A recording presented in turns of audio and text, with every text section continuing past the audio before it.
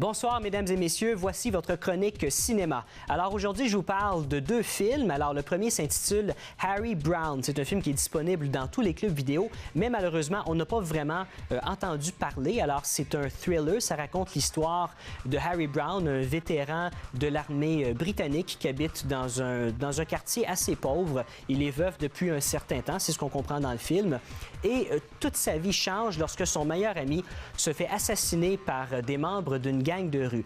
Alors, lui, il décide de se venger, mais pas en utilisant nécessairement des armes à feu comme dans plusieurs films, comme par exemple la série Death Wish avec Charles Bronson qui a commencé dans les années 70, mais il utilise plutôt sa tête et pense à des plans justement pour éliminer cette gang de rue-là qui détruit tranquillement le quartier. C'est un film du réalisateur Daniel Barber et c'est son premier film. Et franchement, pour un premier film, c'est vraiment excellent.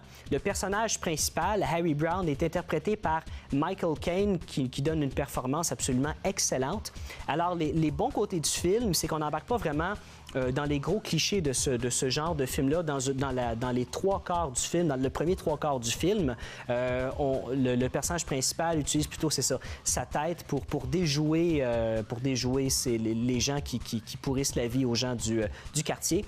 Le mauvais côté, par contre, c'est dans le dernier quart du film, on entre vraiment dans le gros cliché. On peut voir le punch venir très facilement et on dirait que la fin a été un peu garochée dans le sens, OK, ouais, il reste 20 minutes, il faudrait bien faire une conclusion à ce film-là.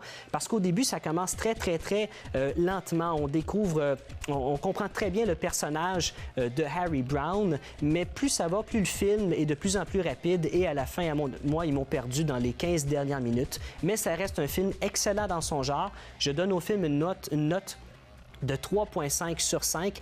Et dans le même genre, pour ceux qui auraient vu Harry Brown et qui l'ont aimé, il y a le film The Brave One qui est sorti en 2007 avec Jodie Foster qui interprète le personnage principal. Et maintenant, je vous parle du dernier chapitre de la série Décadence qui s'intitule Décadence 3D. Alors, c'est le 7e de la série.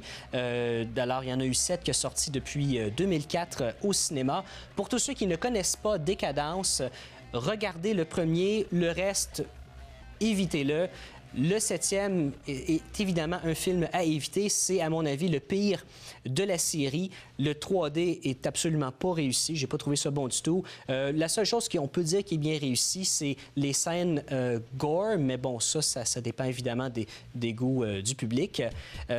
Le seul bon côté aussi dans le film, c'est le personnage du Dr. Gordon qui revient. Alors, on se rappelle, dans le premier Décadence, c'était on présumait un des survivants du jeu de Jigsaw. Alors, il revient dans le 7e et c'est drôle parce qu'à chaque année, quand le film sortait, les fans demandaient tout le temps, est-ce que le Dr. Gordon va revenir? Alors, pour la 7e partie, il revient. Il n'a pas un rôle très important. Et personnellement, j'ai trouvé que le punch du film était un des pires de la série. On le voit venir dès le début du film. Alors, c'est un film à éviter. Je donne au film une note de 1,5 sur 5.